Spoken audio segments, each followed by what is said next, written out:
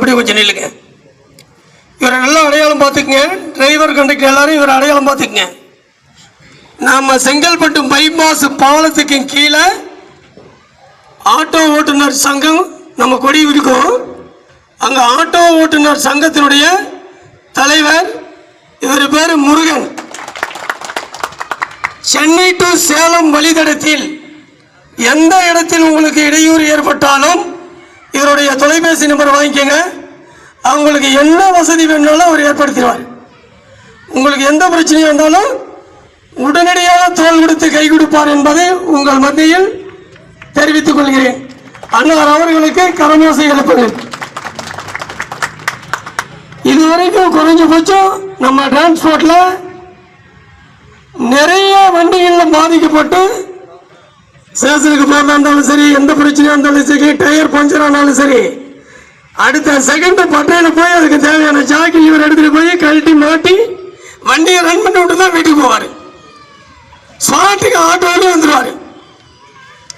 அவருடைய phone number வாங்கிங்க. அன்னார் அவர்களுக்கு போக்குவரத்து துறையின் சார்பாக நமது கார்பரேஷனுடைய ஆணைக்கு இணங்க அவருக்கு சால்வை மரியாதை அணிவிக்கப்படுகிறது.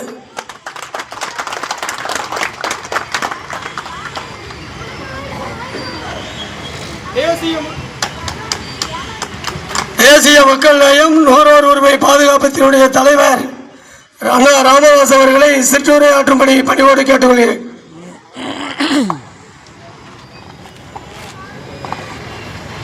இன்னைக்கு நடப்பு நாளைக்கு காரியம் அவருடைய தகவல் உங்களுக்கு யாருக்கா தெரியும்னா தெரியாது. அதனாலே வரலாமா வேணாமான்னு இருந்தோம். சரி அது போகணுமே அப்படின்றது இருந்தாலும் கிளம்பலாம் அப்படின்னு சொல்லிட்டு சேலத்துக்கு போகலான்ட்டு வந்து இந்த போக்குவரத்துல இயக்கக்கூடிய வாகனத்தை இயக்கக்கூடிய ஓட்டுநர்களும் அந்த வாகன ஓட்டுநரையும் வாகனத்தையும் வழி நடத்தி கொண்டிருக்க நடத்துனர்களுக்கும் ஒவ்வொருத்தரும் என்ன வேலை செய்யணும், எப்படி பண்ணி செய்யணும் அப்படின்றத கவர்மெண்ட்ல தெளிவாக சொல்லியிருந்தாலும் உங்களுக்கே தெரிஞ்சிருந்தாலும் இந்த சேலம் மாவட்டத்துடைய சார்பாக அதனுடைய தலைவர் திரு செல்வராஜ் அவர்கள் ஏறத்தாழ 1 மணி நேரமா உங்களுக்கெல்லாம் விளக்கம் கொடுத்திருக்கிறார். அது விளக்கம் ஓட்டுநர்களுக்கு மட்டுமல்ல, அரசு போக்குவரத்து ஓட்டுநர்களுக்கு மட்டுமல்ல, இதர வாகனங்களை ஓட்டுபவர்களுக்கும் அந்த விளக்கம் அவர் எடுத்தக்கூடிய சொல்லக்கூடிய அறிவுரைகள் மிகவும் பொருந்தும். ஏன்னா நானும் சிட்டிக்குள்ளார வண்டி ஓட்டிகிட்டு இருக்கேன். நிறைய தடவை ஃபோனை பேசிட்டே போய் எங்கேயாவது விட்டுருவேன். அது மாதிரிலாம் நடக்கூடாது. நான் தனியாக போகிறதுனால அது பிரச்சனை இல்லை.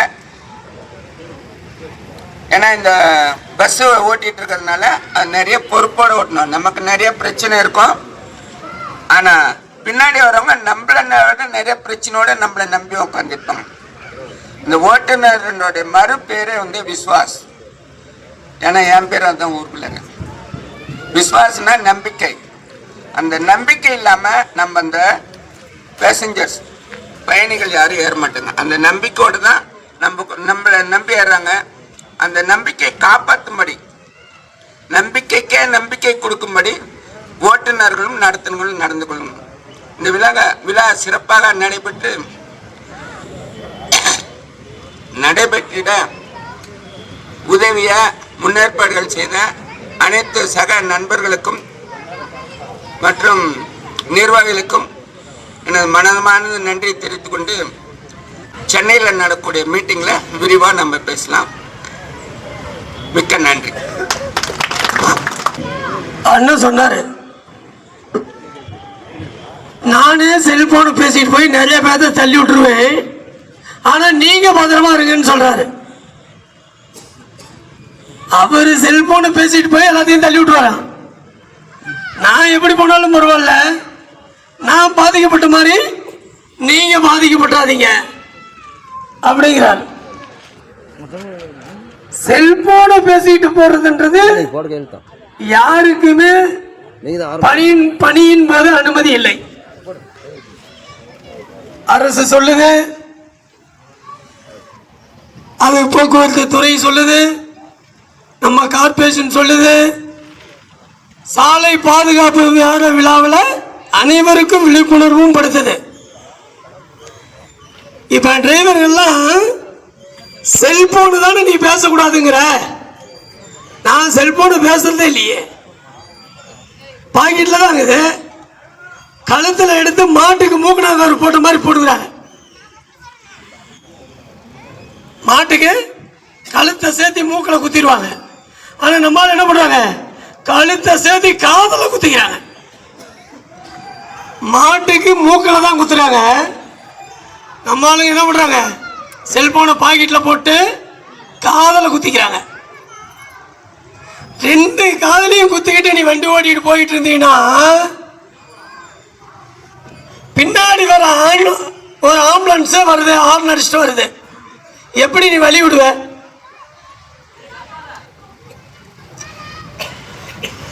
ஒவ்வொரு ஆண்டும் கண்ணு காது நாம கம்பல்சரி செக் பண்ணிட்டு அதனுடைய ரிப்போர்ட்டை கொண்டு போய் நம்ம துறையில கொடுத்தா மட்டும்தான் அடுத்தது நீ டிரைவர் வேலைக்கு ஃபிட்டா அன்ஃபிட்டான்னு சொல்லுது. அப்படி இருக்கிற சூழ்நிலையில நாம செல்போனை பாக்கெட்ல போட்டு மூக்குனாங்க ஒரு மாதிரி எடுத்து போட்டு காதல குத்திக்கிட்டு வண்டி ஓட்டிட்டு போனா கண்டக்டர் விசில் அடிச்சா காது கேட்குமா? ஆனா காதல வச்சிருக்கிற இப்போ தெரியாமையே அந்த நாய் முதல்ல விசில் அடிக்க மாட்டானான்றோம். டிரைவர் சொல்றாரு, டிரைவர் சீட்ல உட்காந்துட்டு நாய் முதிய விசில் அடிக்க தெரியாது. அப்ப உன்னை கவனிக்கிறாங்க பின்னாடி சீட்ல இருக்கிற பயணி. என்ன கண்காணிப்பு கேமராவை விட கண்காணிப்பு கேமரா கூட சர்வே கிடைக்கலாம் ஆஃப் ஆயிடும். ஆனா பின்னாடி உட்காரு பயணி உங்களையும் முழுசா கண்காணிக்கிறாரு. இவர் காது நிறைய வச்சு அடைச்சுக்கிட்டு கண்டக்டர் மேல குறை சொல்றாரு. கண்டக்டர் ஊதுற விசில இங்க காதை கிழிக்குது அப்படிங்கிறாங்க. உண்மைதானே? ஆனா கண்டக்டர் அடிச்ச விசில் நம்ம காது கேட்காத நாம என்ன பண்றோம், கண்டக்டரவே திட்டுறோம். அவர் ரெண்டாவது விசில் அடிப்பாரு, மூணாவது விசில் அடிப்பாரு, நீ தள்ளி கொண்டு போய் நிறுத்துவ. அப்ப என்ன ஆகுது, டிரைவருக்கும் பயணிக்கும் மோதல் ஏற்படும். டிரைவருக்கும் பயணிக்கும் மோதல் ஏற்படும். அவசரமா போறவர் ஒருத்தர் வண்டியில் இருப்பாரு, அந்த ஸ்டாப்ல இருக்கா ஓடிட்டு ஓடி வந்து அடுத்த வண்டி ஏறிக்கலாம்னு நினைப்பாரு. நீ ஒரு 10 மீட்டர் கொண்டு போய் தள்ளி நிறுத்தினீங்கன்னா அவர் 10 மீட்டர் நடந்து போய் அவரை பார்த்துட்டு அடுத்த வண்டி ஏற முடியாது, அடுத்த வேலைக்கு அவர் போக முடியாது. நீ வந்து சாப்ப தள்ளன பின்னாடி அந்த விசில் சத்தம் கேட்ட பிறகு நீ நிறுத்தினீங்கன்னா சடனா வண்டி நிறுத்துவ, பின்னாடி வந்து ஒருத்தர் குப்பிடுவான். ஆச்சுங்களா? இந்த மாதிரி சூழல்லாம் ஏற்படும். அதனால டிரைவர் ஆகிய நாம் ஜட்ஜ்மெண்ட் ஒரு செகண்ட்ல ஜட்ஜ்மெண்ட் எடுக்கிறவங்க தான் டிரைவர். ஒரே செகண்ட் இப்படி கை நொடிக்கிற நேரத்தில் ஜட்ஜ்மெண்ட் எடுக்கணும். நீ போயிட்டு இருக்கிற ஒரு பங்குல இருந்து மெட்ரோ அடிச்சுட்டு நேர குறுக்கு வரான், அவனை எப்படி நீ காப்பாத்துவ?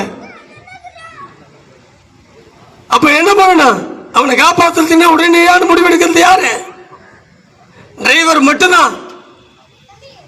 அப்ப ஒரு செகண்ட்ல ஜட்ஜ்மெண்ட் எடுக்கிற டிரைவர் நாம் கவனக்குறைவோடு பேருந்தை இயக்குவது தவறு என்பதை குறிப்பிட்டு அதன்படி எந்த செல்போனா இருந்தாலும் சரி பேருந்து நிலையம் சென்ற பிறகு எடுத்து நாம் தொடர்பு கொள்ள வேண்டும் என்பதை தெரிவித்துக் கொண்டு மீண்டும் நமது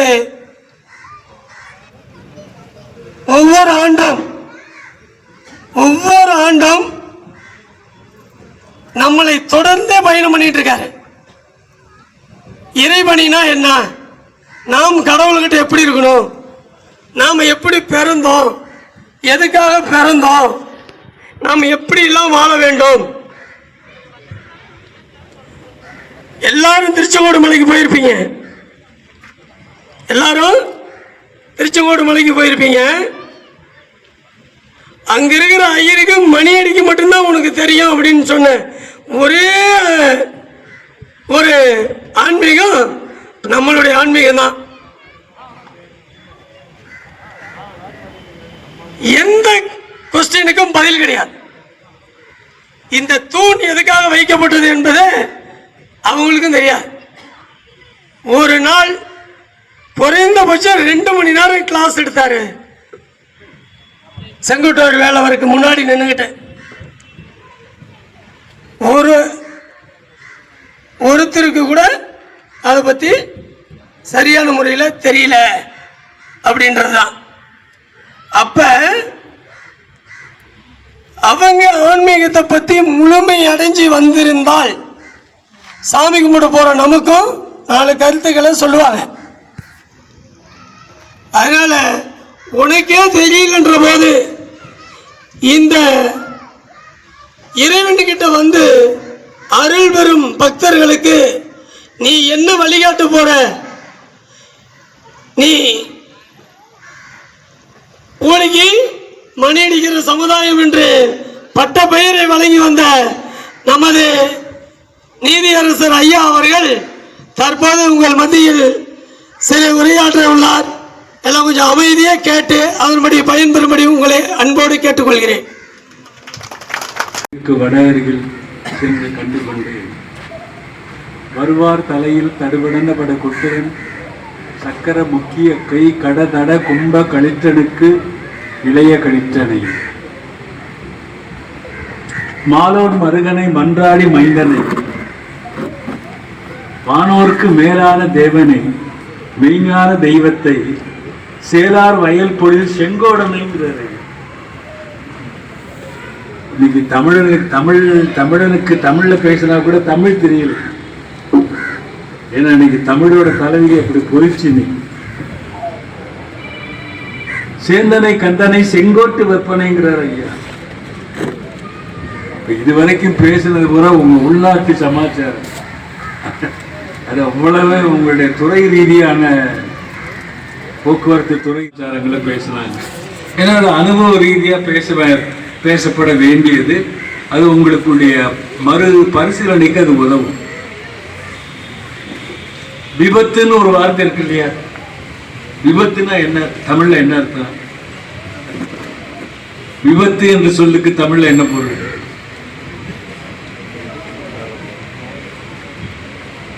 விபத்தை 2ஆ கிளாசிஃபை பண்ணா, ஒண்ணு வாகன விபத்து, இன்னொரு விபத்து என்ன? மோக விபத்து. இதுல உறவுகள்ல விரிசல் வந்துச்சுன்னா டைவர்ஸ் ஓபிக்கு கோர்ட்டுக்கு வர்ற, அதுல ஆக்சிடென்ட் ஆனாலும் கோர்ட்டுக்கு வர்ற. ரெண்டுமே ஆக்சிடென்ட் தான். இது மோக விபத்து. ரூட்ல போறப்ப ரூட் போடுறோம்ல, சில ரூட்டு போக்குவரத்துல சில ரூட்ல அது காதல் களங்களா மாறுது. சில பஸ் ரூட்டு இந்த விபத்துல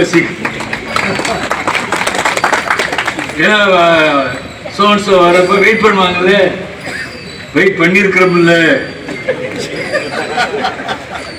வெயிட் பண்ணிருக்கிறோம். நம்மால் வருதாடே. இந்த சுப்பிரமணியபுரம்னு ஒரு படம் பார்த்தீங்களா? சுப்பிரமணியபுரம் ஏன்னா உங்க ஸ்டாண்டர்டுக்கு கொஞ்சம் நான் வந்துக்கிறேன். இல்லைன்னா பசி நேரத்தில் போர் அடிக்க கூடாதுங்க.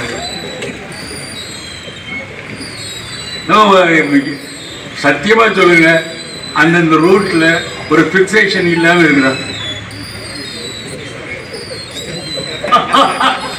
ஐயா தான் அனுபவ ரீதியா சொல்ற 100%. இப்ப இதை ஏன் போக்குவரத்து கழகம்னு பேர் வச்சான்? கழகம்ங்கிற வார்த்தைக்கு தமிழ்ல என்ன அர்த்தம்? அது கழகம் என்றனால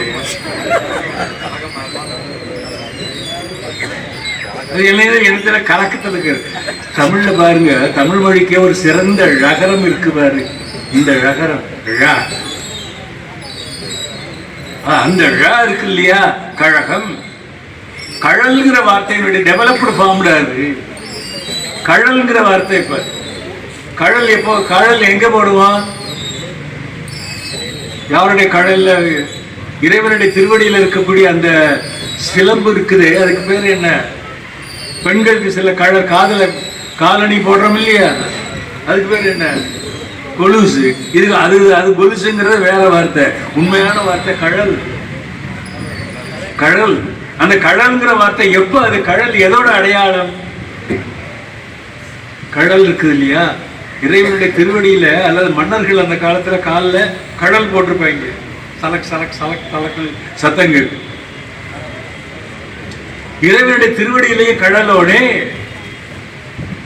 இறைவனை சொல்லும்படி திருவடியும் தண்டையும் சிலம்பும் சிலம்பூடு குருவடி வேலும் வதனங்கள் 6 மலர் கண்கள் 12 குருவடிவாக வந்து என் உள்ள புரித புது கொண்டதுவே. தமிழ் எங்கேயோ கிடக்கிறா. இப்ப அரசியல் காய்ச்சல் அடிக்கிற நேரம் தமிழ்நாட்டில். இது அரசியல் காய்ச்சல், ஜாக்கிரதையா நான் பேசணும். நான் என்னத்தையாவது பேசி அதுக்கு என்னத்தையாவது கொண்டு போய் அது உங்களை வம்பளை மாட்டி விட்டுறக்கூடாது இல்லையா? ஆனா பொதுவான சில வார்த்தைகள் எல்லாரும் எல்லா கட்சிக்காரங்களும் என்ன பண்ணுவாங்க, என்ன விடுவாங்க, மேனிஃபெஸ்டோ. அதுக்கு தமிழ்ல என்ன அர்த்தம்? தேர்தல் அறிக்கை. அப்ப அறிக்கை என்றால் என்ன? நீ அறிமுகப்படுத்துவது என்ன? இன்னொரு வார்த்தை இருக்குது, கொள்கைன்னு ஒரு வார்த்தை இருக்கு. பேராசிரியர், கொள்கைங்கிற வார்த்தைக்கு தமிழ்ல என்ன அர்த்தம்? நல்ல வேலை பேராசிரியர் கிடைச்சாரு நம்மளுக்கு. கொள்கை என்ற ஒரு சொல் இருக்கு இல்லையா? அறிக்கை, கொள்கை, வாழ்க்கை, நம்பிக்கை, கை கை கை கை கை முடியுது அந்த விகுதி. அந்த விகுதி எதனால? அந்த கைங்கிற வார்த்தையுடைய எதிர்பார்ப்பு என்ன? அந்த கை என்ற சொல்லுக்கு என்ன பொருள்? சேர்க்கை இருக்குல்ல. இப்ப கை என்றால் என்ன? கை எந்த கையா? அந்த கை நமக்கு வேணும். கொள்கைன்னு ஒரு சொல் இருக்குல்ல, இருக்குதா இல்லையா? நாளைக்கு யாராவது எந்த கட்சிக்காரங்க வந்து கேட்டாலே எங்க கட்சிக்கு ஓட்டு போடுங்க, உன் கொள்கை என்னன்னு எவனாவது சொல்றாங்க, காது அறுத்துக்கிறேன். உன் கொள்கை என்னன்னு கேட்டு பாருங்களேன். நீங்க எந்த கட்சிங்க? நான் இந்த கட்சிங்க. உன் கட்சியோட கொள்கை என்ன? அதே தலைவர்கிட்ட தான் கேட்க. அப்ப கொள்கை என்ற சொல்லுக்கு என்ன பொருள்? இப்ப நான் பேசிக்கிட்டு இருக்கிறப்ப சுந்தரேஷ் ஐயா என்னை பார்த்து சிரிக்கிறது பயம் இருக்கு.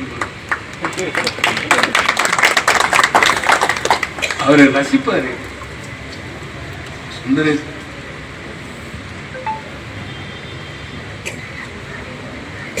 ஒரு ஹார்ட் ஒர்க்கிங் பர்சனாலிட்டி. இன்னைக்கு இத்தனை பேர் ஒருத்தர் ஒருகளைப்படுத்துறதுங்கிறது அவளுக்கு சாதாரண வேலை இல்லைங்க. இன்னைக்கு இத்தனை மேடையில் இத்தனை பேர் உட்கார்ந்து இருக்கிறீங்க. இவர் ஒருகளைப்படுத்துற பெருமை யாருக்கு சேரும்? அந்த ஜீவனுக்கு சேருது இல்லை. அந்த ஜீவனை நினைச்ச ஒரு இது அவர் இருக்கிறாரு. அதாவதுப்பா இந்த ஆன்மா இருக்குது. இந்த ஆன்மாவை இறைவனால கூட அடிக்க முடியாது. ஜீவன் இருக்கு. ஜீவன் சிவஸ்வரூபம் என தேறி நீ என்பதற்று நான் என்பதற்று என் உனோடு கலந்த உயிர் என்பதற்று வெளியான பரபிரம்ம ஒளிமீதே மகிழானந்த சித்தியோட நாளுங்களிக்கு வர வேணும். தன்னை எறிய தனக்கொரு கேடில்லை, தன்னை அறியாமல் தானே கெடுகிறான். தன்னை அறியும் அறிவை அறிந்த பின்னர் தன்னை அர்ச்சிக்க தான் இருந்தானே.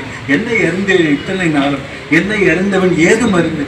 தமிழ்ல எல்லாம் சொல்லி வச்சுட்டு போயிருக்க. சண்டாள படிக்கிறான், விட்டுடாது. தமிழை விட்டுடாது. குழப்புக்காண்டி எத்தனை மொழி வேணாலும் படி, எத்தனை மொழி வேணாலும் படி. உனக்கு தாய்ப்பால் சரியா இருந்தாதான் அவன் மூளை சரியா இருக்கு.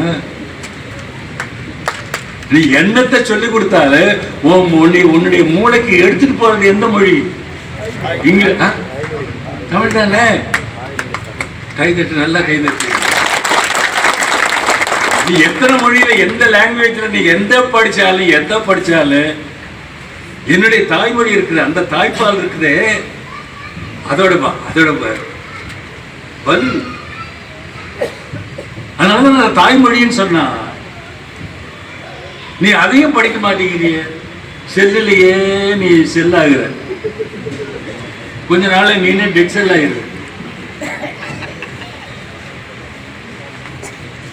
செல்லு என்ன? அது நீ கண்டுபிடிச்சது. நான் அது ஒண்ணு கண்டுபிடிச்சதுடா, அது நீ கண்டுபிடிச்சதுடா.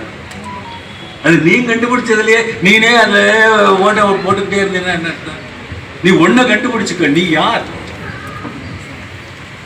உன் தலைவிதி என்ன? உயிர் போயிடுச்சுன்னா ஒரு நிமிஷம் வச்சுக்க வேண்டாம். ஐயோ அவர் போனவர் கொண்டாடிருக்காரு சொல்லுவார். ஏதோ இது வரைக்கும் இருந்துட்டாரு, அவர் நல்லபடியாக கொண்டு அடக்கம் பண்ணுங்க மெதுவாக சொல்லுவோம். கொண்டாடி இருக்கிறதுலே பழைய துணியா பார்த்து போடுங்கன்னு. ஏன்னா போனவர் தானே, இருக்கிறதுல நல்ல துணி எடுத்து தர மாட்டாங்க. நான் எத்தனை வீட்டில் பார்த்துருக்கிறேன். பழைய துணியை அவர் மேலே தூக்கி போட்டு அவளை கொண்டு வயசு, அது 80 வயசுக்கு மேலே இருந்தாலும் அவளுக்கு பாவங்க. நான் இப்போ 85 வயசு ஆகுது எனக்கு. நான் எந்த ஜென்மாவில் என்ன புண்ணியம் பண்ணோன்னா கொஞ்சம் மரியாதை மதிப்பு மரியாதை காலம் வண்டி ஓடிட்டு. காரணம் என்ன கேட்டா, தன்னை அறிய தனக்கு ஒரு கேடில்லை, தன்னை அறியாமல் தானே கெடுகிறான், தன்னை அறியும் அறிவை அறிந்த பின்னரே. அறிவு எதுக்குடா? குறியை குறியாது குறித்தனை நெறிய நிகழ்த்திடலும் தனி வேலை. அறிவற்ற உலகோடு உரையும் சிந்தை மற்ற அறியாமை மற்றதுவே. யான் தான் இரண்டும் கெட்டால் என்று தோன்றாத சத்தியம். ஒரு இந்த ஊர்ல இருந்து இந்த ஊர்ல ஒரு வண்டியில ஒரு பஸ்ல நம்பி ஏறி போயிட்டு வர்றதுக்கு எவ்வளவு நடைமுறைகள்ல எவ்வளவு சிரமம் இருக்குது. சண்டால இந்த ஆத்மா எத்தனை தடவை எது எங்க இருந்து வந்துச்சு, இது இங்க தங்கி இருக்குது, இது எங்க போக போகுது. போயிட்டாரு அவன் படுத்தாருங்க, அவன் எங்கிட்ட போனா இப்ப போயிட்டாரு எங்க போனாரு? அவன் இருந்தது எது? உன்னை விட்டு போனது எது? அது இல்லைன்னா நீ இல்லை. அப்ப நீ இல்லைங்கிறப்ப நீ இருக்கிறப்ப அதை மறந்துடுற. உயிர் எங்க இருக்கும்? உன்னுடைய உள்ளத்துல இருக்கும். உன்னுடைய நல்ல உள்ளமா இருந்தாச்சுன்னா அது ஜாலியா இருக்கும். பிரெயின் இருக்குல்ல, போய்த்தல அப்படின்னோம்னா, நான் வண்டிக்கு போறேன்னா நீ போனா நீ வந்தா என்ன ஆகு? இருக்கிறப்பே ஒண்ணுங்க. இவருக்கு வெளியே போயிட்டு வேற வந்து வச்சுக்கிற போறாரு. இப்படி எல்லாம் டயலாக் பேசுறாங்கல்ல. அப்ப நமக்கு விரோதி யாரு? தன்னை அறிய தனக்கு ஒரு நீ முதல்ல நீ அறிஞ்சுக்கோ, நீ யாருங்கிறது தெரிஞ்சுக்கோ. இந்த அறிவு தான், இதைத்தான் ஆன்மீகம்.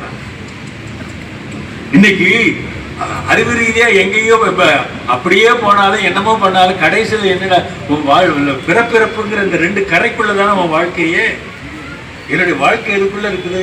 ஒண்ணு பிறக்கிறேன், இன்னும் இறக்குறேன், இதுக்கு இடையில ஏதோ லொல்லு பண்றேன், அவ்வளவுதான். நானும் வாழ்ந்துட்டேன்னு சொல்லிட்டு பேசிட்டு இருக்கிறேன். இதுக்கு இடையில இருக்கக்கூடிய அந்த அலைகள் நீரலைகள்ல தான் இந்த வாழ்க்கை ஓடிட்டே இருக்குது. உயிர் முயற்சின்னா ஆண்பிடம் பெண்பிடம் செக்ஸ் கூட செத்து போகுது. என்ன சத்தம் கேக்குது? ஆமாங்க பணம் போகுதுங்கிறான். பொன்பிடம் போகுது, நான் எவனாவது செக்ஸை வச்சு சொல்றேன். பணம் போகுதுன்னு பொறுமையா சொல்லிட்டு போயிடுறாங்க. அப்ப இதெல்லாம் இறைவன் நம்மளுக்கு இந்த பிறப்புங்கிறது இட் இஸ் an opportunity. இது ஒரு வாய்ப்பு. எதுக்குள்ள வாய்ப்பு? நீ பண்ண புரிஞ்சுக்கிறதுக்குள்ள வாய்ப்பு. நீ மறுபடியும் இதே மாதிரி வரணுமா, இல்ல இதே மாதிரி வராம இதுல இருந்து ப்ரொமோட் ஆகணுமான்னு டிசைட் பண்ணிக்க. இப்போ ஒரு சாதாரண டிரைவரா சேர்ந்தவர் குவாலிஃபிகேஷன், டிபார்ட்மெண்டல் எக்ஸாமினேஷன் அதெல்லாம் எழுதி அப்படியே குவாலிஃபை பண்ணி கடைசியில் மேனேஜரை வந்து முன்னேறணும்னு நினைக்கிறியா இல்லையா? நீ மறுபடியும் மனுஷனாவே மறுபடியும் பிறந்து நீ என்ன சாதிக்கிற? நம்ம சாதிச்சது என்னப்பா? என்ன முந்தி நடந்து போனா, அப்புறம் குதிரையில போனா, அப்புறம் வண்டியில போனா, அதுக்கப்புறமேல இன்ஜினில் மாட்டில போனா, அதை டிரைவ் பண்ணி அதில் உட்காந்து போறேன். இப்போ அதை விட்டு பறந்துக்கிட்டு போயிட்டு இருக்கிறேன். அதுக்கப்புறம் என்ன? உன்னுடைய விஞ்ஞான அறிவு ஒரு மாய மாதிரி உன்னை அப்படியே டெவலப் பண்ணிட்டு போயிட்டு உன்னுடைய சுமைகளை வேணா அது குறைக்குமே தவிர. ஒரு காலத்தில் நடந்துதானே அந்த நாடா ஆண்டிருக்கிறான். இது போக்கில் வரவில்லை என்ன நினை பிளவோர் காத்தும் படைத்தும் கறந்து விளையாடி வார்த்தையும் பேசி வலை சிலைம்ப வார்கலைகள் பூத்துவிடும் வண்டாற்ப குறைந்துடையான் பத்பாதம் ஏத்தி இருந்தனை நீர் ஆடையில ரொம்ப மாணிக்க வாசம். இது மார்கழி மாசங்க. இது மார்கழின்னு இந்த என்ன மாசம் இது? இப்போ கோயில் பூரா என்ன சத்தம் கேட்கு? என்ன பாட்டு பாடுறாங்க? பாவைன்னா என்ன? நம்ம பாவைன்னா வேற வறக்கும் பாவை, புது பாவை, இத்தர பாவை. பாவை என்ற சொல்லுக்கு என்ன பொருள்? தமிழாசிரியர் வந்திருக்காங்களா?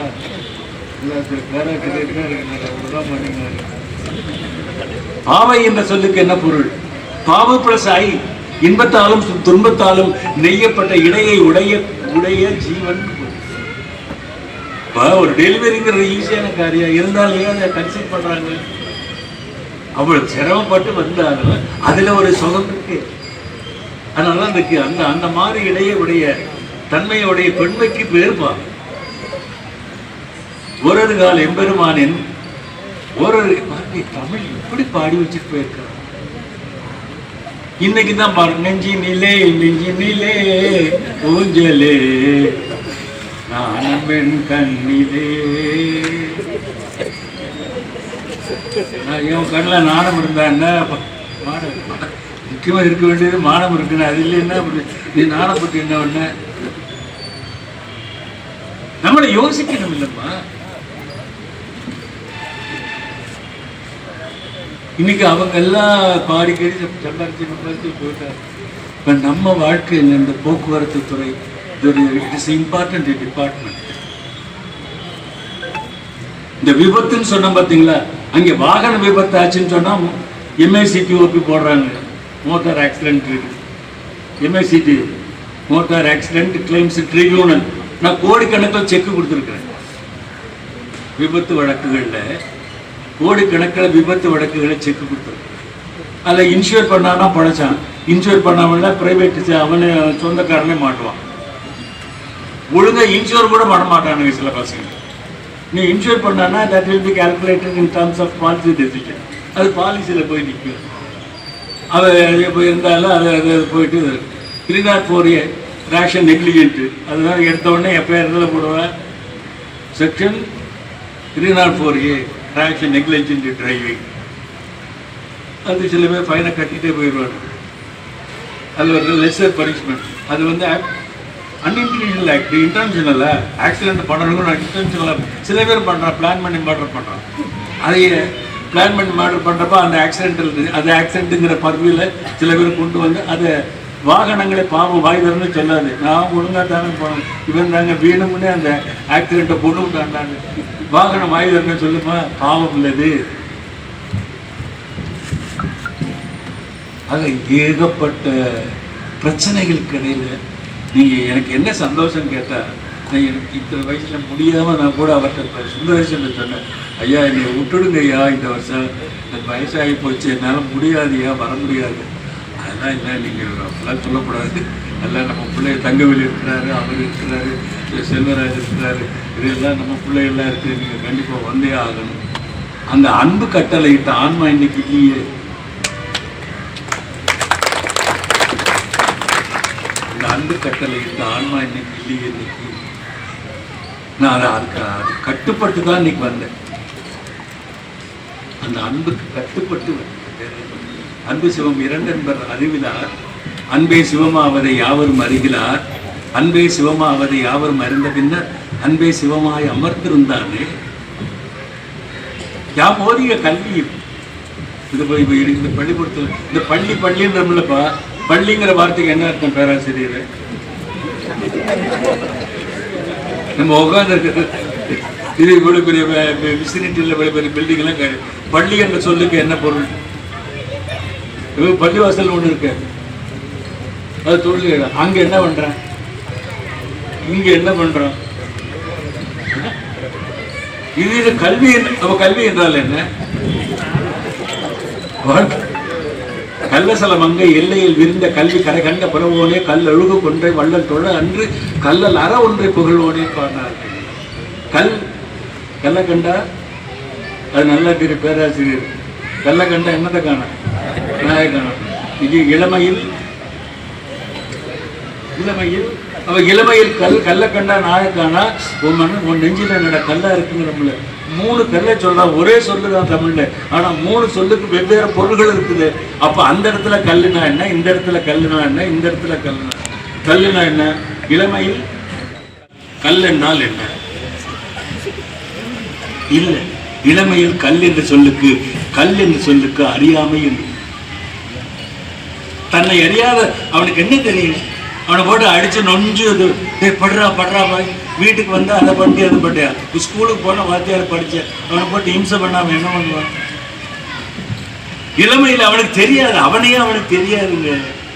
இளமையில் கல் என்ற சொல்லுக்கு அவனே அவனுக்கு தெரியாத பருவத்தில், அதனால அவனுக்கு இளமையில் கல் என்ற சொல்லுக்கு அறியாமை என்று பொருள்.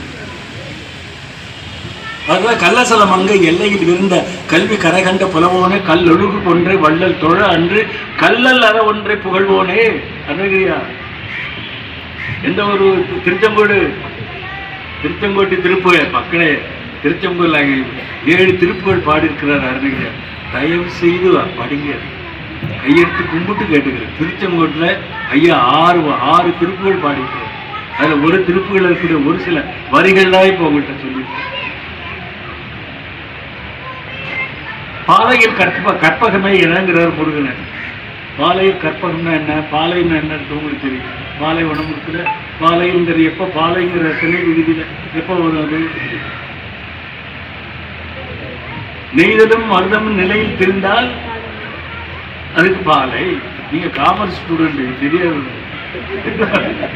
நீங்க காமர்ஸ் படிச்ச பாரு, அதனால உங்களுக்கு அது பாலையில் கற்ப. அதாவது பாலைவனத்துல போகும்போது நதிக்கரத்தை எப்படி ஒருத்தர் நினைக்கிறானா, அது போல முருகன் இருக்கிறானே, துன்பம் என்ற பாலைவனத்தில் துடிக்கக்கூடிய ஆன்மாக்களுக்கு இந்த திருச்செங்கோட்டு முருகன் இருக்கிறானே, அவன் பாலையில் இருக்கக்கூடிய ஒரு கற்பக விருட்சமாடா அந்த முருகன். இனிமையாவது அதை கும்பிட்றப்ப எனக்கு ஆசை தான் போயிட்டு வரணுங்க. இருந்தாலும் அவர்கிட்ட அட்ஜஸ்ட்மெண்ட் வாங்கிக்கிட்டேன். அட்ஜஸ்ட்மெண்ட் அப்ளிகேஷன் வீட்டில் போய் உடனே படிச்சுக்கிறேன். என்னால் இந்த கூட்டில் இருந்து ஒரு நாள் இந்த கூட்டை தூக்கிட்டு வர முடியல அப்படின்னு சொல்லி அதை ரெக்வஸ்டட். ஏன்னா நீ வேற இறைவன் வேற நினைக்கிற ஜீவன் ஜீவன் சிவ சொருப்பம் வந்த தேதி நீ என்பதற்கு நானும் நிறைய தப்பு இயக்கத்தனம் என்ன பண்றேன் என்னதான் தெரியும். நம்ம பண்றதை பண்ணோம்னா இந்த உள்ளத்து ஒருவனை உள்ளூரும் ஜோதியை உள்ளம் விட்டு ஓரடி நீங்கா ஒருவனை உள்ளமும் தானும் உடனே இருக்கணும். உள்ளமும் தன் குருவறியாதே என்னாகிற தாண்டி யோகம் இருக்கணும். கண்ணார முதனை கண்டறிவார் இல்லை உள்ளாடி உள்ளே ஒளிவர நோக்கினார் கண்ணாடி போல கலந்தங்கு நின்றார். நீங்க பாருங்க, தமிழ்நாட்டில் தமிழனுடைய தலைவிதிய தமிழ் நிர்ணயம் பண்ணல, சமஸ்கிருதம் நிர்ணயம் பண்ணுது. உதாரணத்துக்கு ஆரியம், திராவிடம், ஹிந்து, பொந்து, சந்து. ஹிந்துங்கிற வார்த்தைக்கு தமிழ் என்ன அர்த்தம்? இது அவங்களுக்கே தெரியாது. இன்னைக்கு அரசியல் பண்ணிட்டு இருக்கிறாங்க. இப்ப திராவிடம் ஒரு வார்த்தை இருக்குது, தமிழ் என்ன அர்த்தம்? திராவிடம்ங்கிறது இருக்குது, அது சொல்லு, அதுக்கு என்ன பொருள் கேட்குறது, அதுக்கு என்ன எதை ரெஃபர் பண்ணி அந்த வார்த்தையை கையாண்டு நம்ம தலையில தூக்கி வச்சு இப்படி இருந்து எல்லாம் நான் கேட்டது அர்த்தம் கேட்டா இவர் அரேஞ்ச்மெண்ட் சொல்றாரு. I am just asking the meaning of that word. இப்போ ஆரியம்னு ஒரு வார்த்தை இருக்குது. நம்ம தமிழ் பாட்டில் இருந்து அந்த வரியை முன்னால இருந்து எடுத்துட்டாங்க.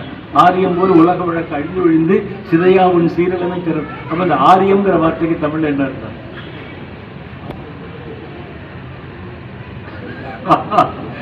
அடுத்த தலைமுறை ஜூனியர் இருக்கிறார், எனக்கு அவரை தான் கான்சன்ட்ரேட் பண்றேன்.